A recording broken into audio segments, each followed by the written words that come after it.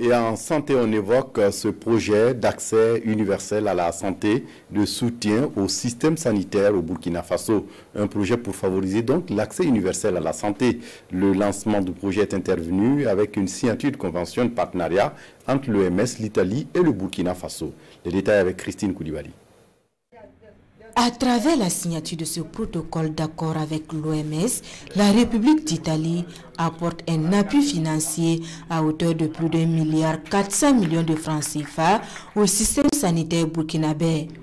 Une enveloppe essentiellement destinée à l'amélioration de l'accès universel des Burkinabés à la santé et au renforcement de la lutte contre les maladies non transmissibles. Aujourd'hui, nous sommes très satisfaits car c'est un accord de financement qui dépasse 1,5 milliard de francs CFA qui va nous permettre de combler des besoins, des gaps au niveau de la lutte contre les maladies non transmissibles. C'est un financement destiné au renforcement du stock vaccinal contre la rougeole et l'acquisition de seringues.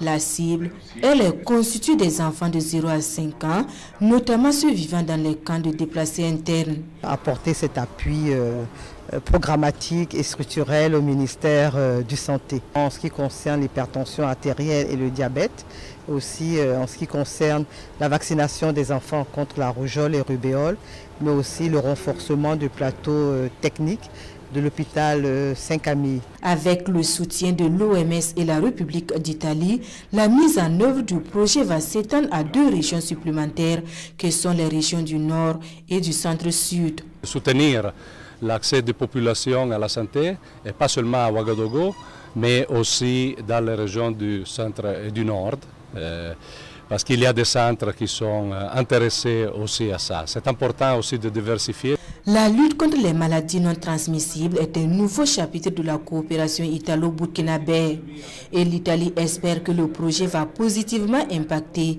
les populations cibles.